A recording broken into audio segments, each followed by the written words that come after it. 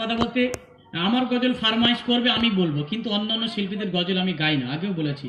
কেন আমি এই সমস্ত যেসব গজল বলে যাচ্ছি অন্যান্য শিল্পীরা গায়, কিন্তু আমি তাদের মানাও করি না। এবারে যে গজলটাকে আমি শুরু করব, যে সমস্ত মায়েদের গর্ভে সন্তান আসে ওই মায়ের কেমন ফাজিলাত, যে সমস্ত মায়েদের গর্ভে, আমার বোনদের গর্ভে যখন সন্তান আল্লাহ পাক দেয়, আল্লাহ পাক ওই মা বোনদের কেমন ফাজিলাত দেয়, কত মর্যাদা মার্তাবা দেয়। লিখছে রে কোন পরেদা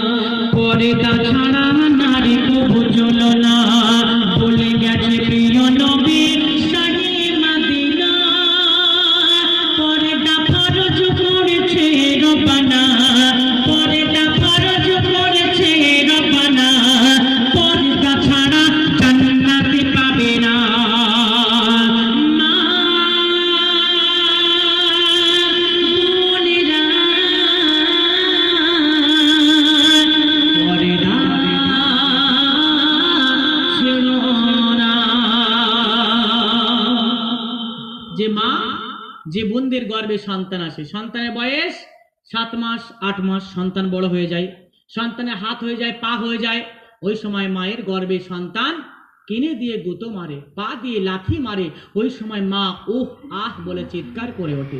আর আমার আল্লাহ পাক ওই সময় কি করতে থাকে, যে সন্তান দুনিয়ায় আনতে গিয়ে মা চলে যাচ্ছে আর সন্তানকে রেখে গেছে, ডাক্তার বাবুরা জিজ্ঞাসা করে এই দুনিয়াতে তোমার সন্তানকে আনতে গেলে সন্তান থাকবে, মা চলে যাবে।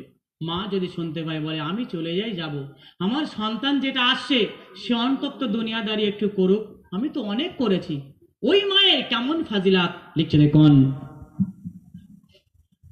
কোন রমণী যখন গর্ভবতী থাকে খোদা পুরস্কার তাকে দিতে থাকে, কষ্টে সেই মা যখন দুআ করে খোদা জিকিরের সওয়াব তার আমলে ভরে, তার জীবনের যত গুনাহ খোদা করে ক্ষমা, তার জীবনের যত গুনাহ খোদা করে ক্ষমা, মারা গেলে শহীদ হয়ে যায় সে মা, মারা গেলে শহীদ হয়ে যায় সে মা।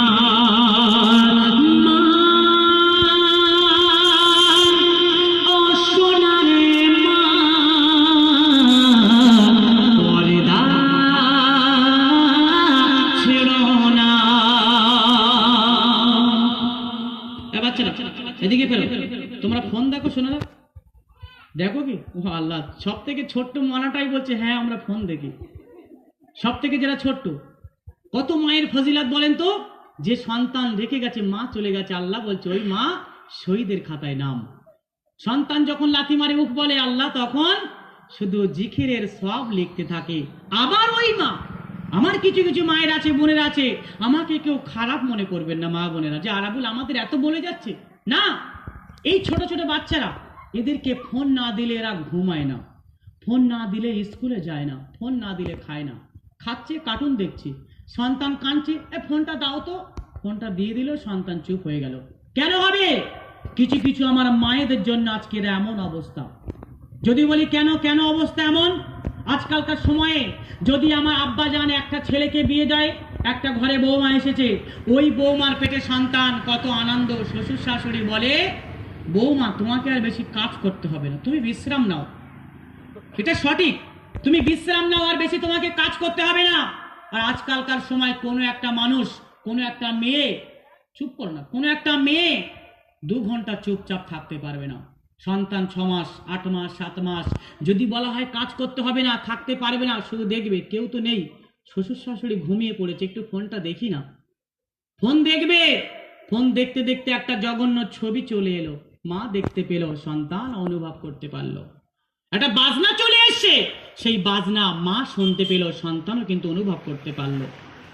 দেখবেন আমার কিছু মায়েরা বোনেরা যখন গর্ভে সন্তান আসে, দোকানে যাচ্ছে, ডাক্তারখানায় যাচ্ছে, পেটটা উঁচু হয়ে আছে, লোক দেখছে, অন্য ধর্মের মানুষ দেখছে, কোনো লজ্জা নাই।